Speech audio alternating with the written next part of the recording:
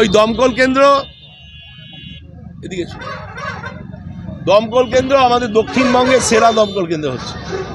যা জায়গা লাগে হাওড়া জেলার তো বটেই, দক্ষিণবঙ্গের সেরা, কারণ আমরা দ্বিগুণ জায়গা দিয়েছি। আমার ভাতৃপ্রতিম বন্ধু সুজিত বসুকে বলেছিলাম এমন একটা দমকল কেন্দ্র করো দক্ষিণবঙ্গের যেন সেরা হয়। আমাদের সুপার স্পেশালিটি হাসপাতাল বাংলার সেরা, এটা 4 তলা হয়েছে, 360 বেড, আরও 4 তলা হতে যাচ্ছে, 26 থেকে অনুমতি পেয়ে গেছি।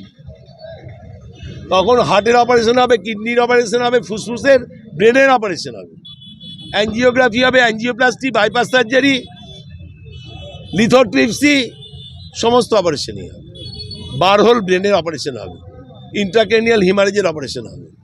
আর উলবেড়িয়া মেডিকেল কলেজ আগামী দিনে দক্ষিণবঙ্গের সেরা মেডিকেল কলেজ হতে যাচ্ছে, যেটা আমার উলবেড়িয়া ব্লক ট্যুর বাণীবন থেকে শুরু হয়ে ন্যাশনাল হাইওয়ের ওপর দিয়ে 10টা 9তলা বাড়ি জানান দিচ্ছে। আমি যে কলেজে ডাক্তারি পড়েছি, Kolkata medical college, Memorial medical college হতে যাচ্ছে। আমাদের যে অডিটোরিয়াম কালকে উদ্বোধন হবে 4টের সময় উদ্বোধন হবে।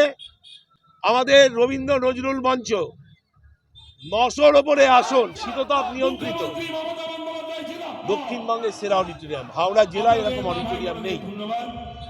আর তারপরেই 6টার সময় চওড়া, সেখানে অলরেডি আজকে বড় হাতি, মাদি হাতি এবং তার বাচ্চা হাতি চলে এসছে, জিরাফ চলে এসছে, জেব্রা চলে এসছে, ময়ূর আসছে, হরিণ আসছে।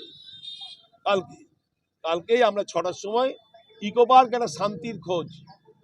এই জনজীবনের ব্যস্ততা, এই জীবন যুদ্ধের রঙ্গমঞ্চে ঘাত প্রতিঘাত, চড়াই উতরায় আরো চাই, আরো চাই, আরো খায়, আরো খায় লড়াই থেকে একটু বিশুদ্ধ অক্সিজেন, একটু শান্তির খোঁজ নেওয়ার জন্য মান্দারিয়া খাল দামোদর থেকে বেরিয়ে এসছে এটা। সেখানে আমরা আগামী দিনে আমরা ওখানে লঞ্চ এবং ছোট ছোট নৌকো, স্টিমার বোট আমরা চালু করি। দমকল কেন্দ্রের কাজ আগামী 3 মাসের মধ্যে শেষ হবে।